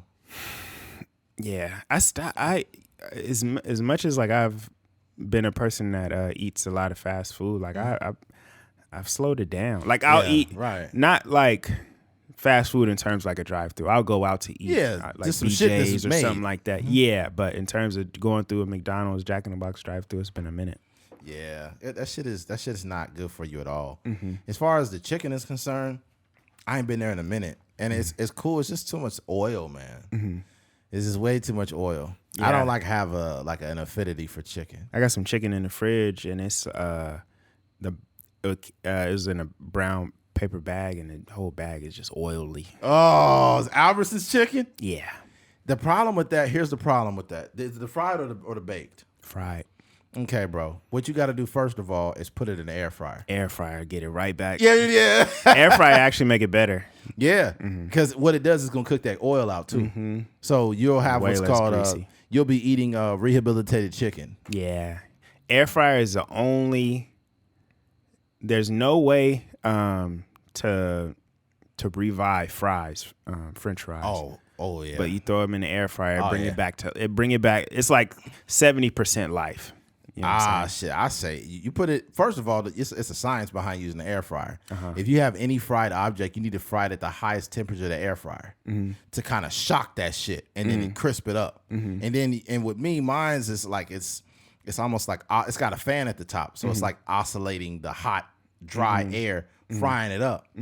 But yeah, man, I put my shit at 400. 400? Yep, 400. Just take it out. Your fries crispier than a motherfucker. Yeah, man. I'm talking about not the regular fries though, the ones that's been like, you bought McDonald's earlier in the day. I'm talking about that too. Okay, cool. Both of them. Yeah, one time I went to McDonald's and the worst fries you could get from a restaurant is when they like not all the way done, so they kind of all hanging. Yeah, and you just still stick raw. all that oil on them. Yeah. And I'm like, yo, I spend too much money. I'm putting these in the air fryer, and you put it at the highest one, and then by the time you get them, all the grease is out of them. It's like, and then you look, you like, damn, that's all that oil. Yeah. What I do is I make it clear when I go to a restaurant, I say I like my fries well done. Like, oh, so you want them extra crispy, huh? What I went to Ortega's and the dude was like, you want them extra crispy? I'm like, yeah. Yeah. Yep. That's crazy. Yeah. You guys got to check before we move on. You guys got to check out Ortega's on Chester, on South Chester. It's like not South Chester. This is regular Chester. It's regular Chester? Yeah, it's only down the street. South Chester, way down there. Yeah. That's like true. past Bell Terrace and all that. That's true. That's true. But if you're going south on Chester, and you're south on Chester, let's say you come from, let's say you're going east on California, and you make that right, and now you're going south on Chester, and then you drive past, it's not Monica's no more. Monica's on California. It's on California now. It's a Bell Bonds place. Yes, Bell Bonds place. You pass a couple establishments to your right, you'll see Ortega's. There, man, they shit is fire. I ain't had their breakfast, but it looked fire though. They got the big old pancakes. You be like, man, I like pancakes, but not that much. Yeah. If you got them big ones, I can't eat no more than one or two. The crazy part is like when you go to a restaurant, you'll get like a stack of pancakes, like 3 of them. Say it's like $9, $10 or something like that. Yeah. And a singular waffle is gonna be like $13. So you can get 3 pancakes for like $10, but one waffle for $13. It just I never really understood that. I don't know. I don't fuck with waffles like that. Waffles is cool, but Waffles fire. I fuck with pancakes more than waffles. I'll smack both of them. I don't care. I had some pancakes so good from Denny's one time, bro. I don't discriminate. I know. I like them white pancakes, them thick ones too. I like Mexican pancakes. I like them brown pancakes too. I personally like black pancakes. Fire. Yeah. The thick ones. But a lot of cream inside. Yeah. I had some pancakes one time and it had chocolate chips and like it was like cream inside of it. I don't know what the fuck it was, man. I don't know. Was it a crepe or was it a pancake? It was a pancake. Yeah. You mess with the crepes? Not really. It's whatever. They just like skinny pancakes. That's all it is. Skinny like pancakes. Diet pancakes. Nah, not even diet pancakes. It's skinny pancakes with like fruit in them. Yeah. I forgot what. Oh, it could be apples in them too, huh? Yeah, strawberries and stuff. I had them it's before. Like some anorexic pancakes. Yeah, it's like you just trying to game me up with put this little crackhead pancake in here. I remember we had them. Some foreign exchange student brought them to class one time. Really? Yeah, because like in high school they'll have the guy that comes from Germany. Yes, we had a guy. Yeah, and then he was like, on the last day, like, hey, I'm just gonna make everybody crepes. So we was in there smacking them mugs. It was some dude named Sam. I think he was from England or something. And it's like he used to have these weird, like these very funny facial expressions that only make sense in his homeland. Yeah, Like, my name's Sam. She's way too excited to be in like, America. Sam. and like that was like in that country where he's from, that's like normal. And it was some girl, I think her name was Suki, and she was from like Japan. And she used to have these high socks. She was a foreign exchange student. She used to have these high socks like a fucking like an anime, swear. But they used to be like bulging at the top, like the you know how the top has got like a ring, like a around blouse or something like that. No, huh? I know some. No, not a blouse. Not the ones not like that the hang. schoolgirl socks. Nah, it's just tube socks that was like at the top. You know how like where like right here, there's like a line, like a stitch at the top, but it'd be a thick stitch, and she would look like Marvel, like a Marvel Street versus Fighter. Capcom. I know what you're talking like about. a Street Fighter character at school. Yeah. And I was like, That's what wild. the fuck? She didn't really speak very much English at all. She'd be like, "Ha, good time." Yeah. And I'd be like, yo, who is that? Why is she in Bakersfield? Yo, I gotta say this shit before we move on. Has anybody ever seen those tour buses that got like a bunch of Asian people on it? You know what I'm talking about? Like in LA? No, in Bakersfield too. Bakersfield? I haven't seen them in Bakersfield. And they always take them to the most whack places in town. Yeah. One time they was parked over there next to the Great Castle Buffet. I think it's no, not Great Castle, but what's the buffet down the street off California? The one that's right. Oh, you know what I'm talking about? By the gas station and the by the Chevron and stuff. Yeah. What is that called? I don't know. I know what you're talking about. Right off the freeway, right there. Yeah. But the bus was right there, and it was a bunch of Asian people. I think they was Japanese, and they was walking around with cameras, just walking around. I'm like, bro, do you not realize what the fuck? We in Bakersfield. Like, man, and then what? They was taking pictures of me. Yeah. And I was just like, I must have been the first black dude they seen out here or something. Football. Yeah, very strong. Football, very strong. It's hard. Very hard. Yeah, defensive tackle. Yeah, defensive tackle. Charles Barkley. Defensive tackle. Kobe Bryant. They like defensive taco. Like, nigga, I ain't eating that. This ain't no defensive taco. Very strong. Alpha male. Oh, man. That's crazy. Yeah. It was somebody, I was on a freeway too at work, and it was a bus full of Asian people too. I think I don't know if they were Japanese or Korean. Yeah. And they was taking pictures of me too while I'm driving the truck. And they all got their cameras just taking pictures. I'm like, yo, what the fuck? Yo? Imagine, like, what do they tell their people back home? I seen a defensive taco. He's yeah. a strong man. Yeah, you could Google him. He's a blacker man. A blacker man. He look like a man. you seen that skit that was on Mad TV back in the day? Her name was Mrs. Lee. It's like the police be asking her for a description. They're like, what did you see when you seen the man leave? Like, he looked like a man. And it's like what? Was he black, white? What was the description? He looked like a man. I tell you everything. Bro, that shit used to have me dying. But that was back before, that's back when people had humor. Like, you can't do that shit now. That's the cool part about being an Asian, especially like in a big city, you just always look like a tourist. You could live there and still be like, if you take a selfie, you automatically look like you're you in LA? Been there for the first time. You could be born and raised in Orange County, still look like a tourist. It's like, yo, you from here? You need some help? And they talk just like you. What you mean I need some help? Yeah, they be like Asians like from LA or something. Help? They sound like everybody else. Yeah. Yeah. You ever been to Koreatown? I mean, passing through, not really in it. Yeah, it's legit like Korea. Like real, like, yeah. I remember I had to take culture. Yeah, I had to take I had to get some loads of dirt out there. It's when I first had my CDL, so it was within a year, and we had to do some work out of town in Koreatown. There was a building that they broke down, and we were loading up dirt, leaving there. And it was a busy day. It was a bunch of people in traffic, both ways in all directions. And it was like legitimately like a self-sustained area of nothing but Korean people. And I was like, yo, like, I know it sounds funny, but I was just like, I had never been to Koreatown at that time. And I was like, yo, this is legitimately Korean. Like, I seen like one black dude, but he was like homeless. Like, he looked lost. He's like, y'all got some chains? Somebody got chains somewhere? Yeah.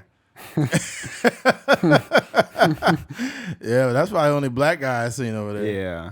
That's a trip. That's funny. Yeah. All right. Switching gears. Let's get ready to close. Where we at, man? 1:30. Okay, let's get wrap it up here soon. Alex Jones For those that don't know who Alex Jones is, he's like a conspiracy theorist. He's been on Joe Rogan many times. He has a lot of different theories, and a lot of them don't check out. Alex Jones ordered to pay Sandy Hook parents more than $45 million in punitive damages. He was previously ordered to pay more than $4 million in compensatory damages. Alex Jones had been ordered to pay more than $45 million in punitive damages to Sandy Hook parents. A Texas jury found on Friday. The development comes a day after the jury ordered Jones to pay them $4.1 in compensatory damages. The conspiracy theorist and InfoWars founder was successfully sued by the parents of 6-year-old boy who was killed in the 2012 Sandy Hook Elementary School massacre after he claimed that the shooting, where 20 children and 6 adults were killed, was a hoax. A claim he said he now thinks is 100% real. The parents sued Jones for $150 million. The punitive damages total $45.2 million, with total damages awarded amounting to $49.3 million. A lawyer representing the Sandy Hook families had said in court on Thursday that he intends to hand over 2 years' worth of Jones' text messages to the House of Committee investigating January 6th after they were inadvertently provided to him by Jones' lawyers. I've been asked to turn them over. I certainly intend to do that unless you tell me not to, Mark Bankston told the judge, saying he's been asked by the January 6th committee to turn them over. Man, he's just getting in the middle of everything. But I'm pretty sure Alex Jones is good for that. He's made a lot of fucking money, man. That's a lot of money, bro. It is, but he's made a lot of fucking money. Watch. I'm putting Alex Jones net worth. Watch this. Alex Jones net worth. Let me see. It says 270 on this news time. God, yeah. Damn, that's so much money. Yeah, but he's got it because he's got a self-sustaining like platform, man. Mm-hmm. Like they don't let him be on no platforms. Mm-hmm. But he doesn't need it because he's got the power. He's got the pulse of the people. But here's my thing when it comes to Alex Jones. Alex Jones, he basically said he 100% believes in it now. Now, do you believe in it now because you really believe in it? Or the fact that you got sued for $45 million and you can't say that it's fake anymore? Mm-hmm. Which one is it, Alex? Because ultimately, if Alex was a real nigga, he would stand on it. He'd be like, that's his problem. I'm standing on it. I think it's a hoax. I don't think your kid died. But due to the fact that a parent called your ass out after all those years of him saying, I think it's a hoax, and then you got a bunch of people that, the problem with people is they can't think for themselves. So what they tend to do is they regurgitate all the things they hear from these big platforms, and those things become law to them. Yeah. They become the truth. Yeah. You know, and unfortunate part about it is people don't do enough research, nor do they I heard people that said that 9/11 was a hoax. Bro, them buildings falling down wasn't a hoax. Pete Davidson's dad is gone. Yeah, his dad is dead. So regardless of the hoax, it's not a hoax that people are gone. Mm-hmm. So I was like, come on, man. People saying these mass shootings are a hoax. Yeah. And it's like, bro, they just want to take away our guns. That's where I got a problem with conservatives. Is they will literally lean on some conspiratorial shit to make their point. Mm-hmm. That it's annoying. I heard it recently with the whole insurrection. There's like, those were crisis actors. They were not real Trump supporters. Mm-hmm. It's like, how the fuck do you know? Yeah. Like, shut up. I think the beautiful thing about this is like people, no matter who you is, you can't be out here spreading false information. No. They not letting that slide no more. Mm-mm. And that money can't bring their kids back as far as the Sandy Hook situation. But it's like, it's hitting them right in their pockets. Yeah. Because 50 million ain't Trump change to nobody. Mm-mm. You know, that's a lot of money. So I think in this situation, it just kind of, it sets a precedent for people. Even like with the Cardi B situation and the other YouTuber that was basically saying, what did she say? She had herpes or something like that? Yeah. So all these people, and it primarily happens with these social media people where they kind of built their audience on saying like reckless stuff. And I think now people, and even us, like it makes us have to be more responsible for the stuff that we say. Yeah. Because we know it, even with our platform being the size that it is, if we have some sort of viral moment and we say, I don't know, we say Will Smith got some sort of monkeypox or whatever the case may be, or he started it, and that just go viral and it spread everywhere. Like, we got to be responsible for that statement. Yeah, and there was a narrative going around that was extremely homophobic, and it was basically that homosexuals were spreading monkeypox. Yeah. And I was like, yo, that's fucked up. Yeah, that's wild. That's what they did with AIDS. They said it was basically like, oh, it's a homosexual disease, and then a bunch of straight people start getting it. Yeah. So it's like, bruh, it's not the homosexual disease; it's the bisexual disease. It's the lack of sexual responsibility. Yeah. You know how irresponsible I would feel if I just was just going in some raw, like, and I'm a responsible dude. So if I was to go without a condom, I would be a great father. Yeah. The thing with the to me, when that is homophobic, like the idea that gay people like spread AIDS or whatever. Right. But to me, logistically, it would make sense, because you would think that primarily the reason why, or I'm gonna say primarily, but one of the reasons why you do wear a condom is so you don't get a girl pregnant. Mm-hmm. Like, I can't get this nigga pregnant, so I'm just going there raw. So that you think that probably played into the sexual I'm like, why would I even wear a condom? I'm going in a booty hole. It played into the sexual irresponsibility, because you have hetero people who are already irresponsible, but a person that's not going to get anyone pregnant doesn't see the danger. Why would I even wear a condom? That don't make sense. Because that's all we really worried about, right? Like, obviously there's risks of having an STD, and we're mindful of that, but a lot of times it's just like, dang, did I get this girl pregnant? Did she start her period yet? Yeah. So, but no, going back to Alex Jones, I just think, like, one, it hits him where it hurts. That's like when you got to fork over $50 million, $49 million or whatever, and your net worth is only 270 or whatever. Like, that's a hefty, that's a hefty fine. And it just makes everyone be more mindful of the information they spread. Like, I be hearing, like, I remember Charlemagne the God on the Breakfast Club and Angela Yee. Charlemagne, like, I think you mentioned it earlier before the pod, like, as he gets older, he's starting to, like, push back on the nonsense. Like, I think he's starting to realize that he doesn't need the clickbait things. He doesn't need the headlines in order to be entertaining. So Angela Yee was reporting something, and obviously it's called rumor report. So most of the stuff that they're reporting is just like rumors, or stuff that's floating around the internet. And it was such a far out rumor, and I don't remember exactly what it was. But Charlemagne is like why are we even reporting this? Like, this is not the thing you're saying is just a rumor. It's not standing on nothing. Like, this is just something that was floating around the internet, and you putting so much emphasis on it. And what they do, they try to lead by saying this is just a rumor, or sources say, or whatever. But it's not there ain't no real evidence that this is even real. No. And I just say that to say, like, people are starting to become more responsible with their platforms. Yeah. Yeah. I don't think you should ever base a story just like the problem with it is when people want to, like, ESPN or Stephen A. Smith, they'll say my sources tell me, and that's how they get away with basically not having a real source. Just making stuff up. Yeah, because if they say, I think that what's going on, what it does is it puts all of the responsibility on you, but you get to share the liability with this fictional person when you say my sources tell me, when no one knows who the fuck the source is.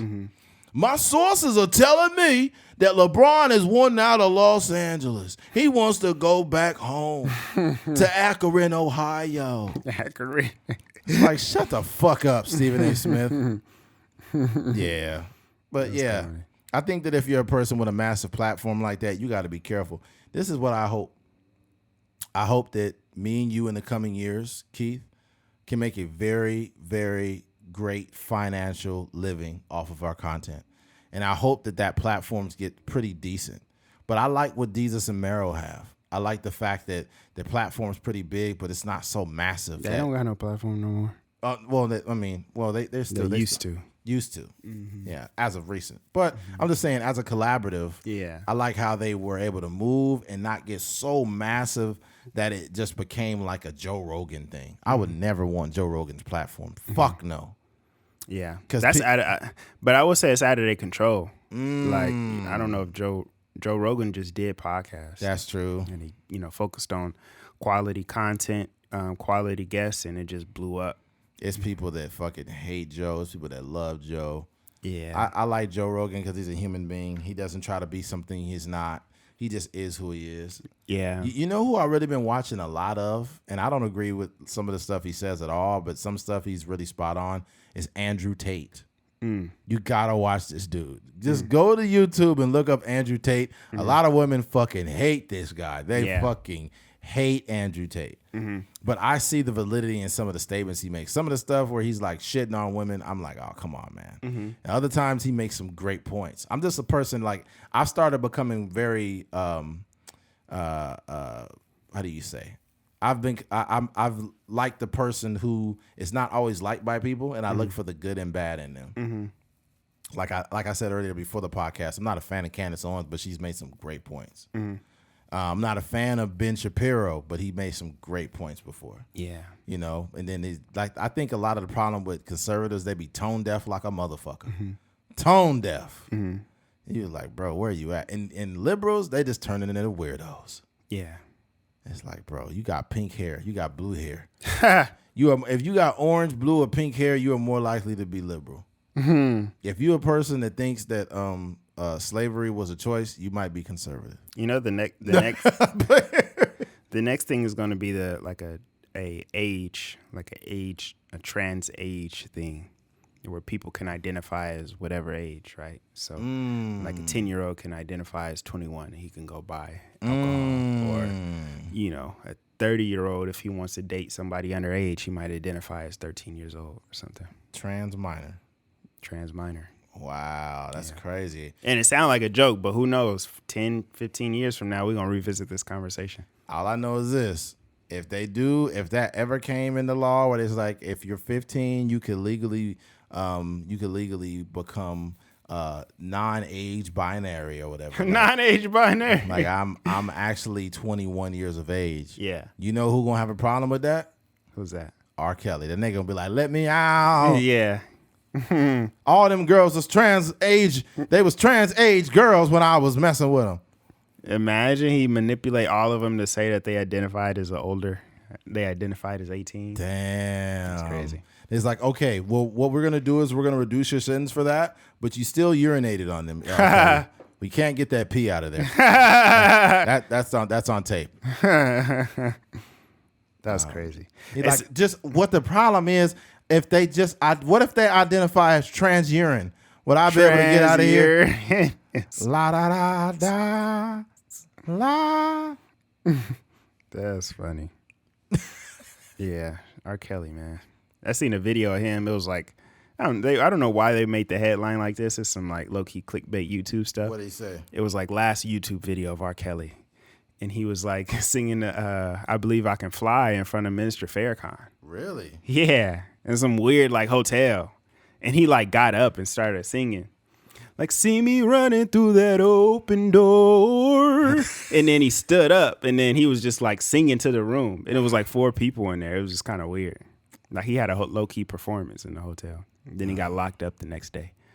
Oh, my God. He's probably looking for anybody. He was with who? He said Farrakhan? Yeah. He's looking for any figure that would probably go to bat for him so he can get out of prison. Yeah, he needed to surround himself. Yeah. He'll probably get prayed for because, his booty hole going to be raw by... I don't think that R. Kelly don't strike me as a person that's gonna get raped in prison. You don't think so? Nah, I think he'll be doing the peeing. Oh. Yeah. Well, it looks like we made it to the end of this episode, man. Yeah. For those who have made it to the end of this episode, we appreciate you. Thank you for listening to a Trucker's Mind podcast. I'm Eddie McGee. It's your boy K Fings. We're out of here. Peace.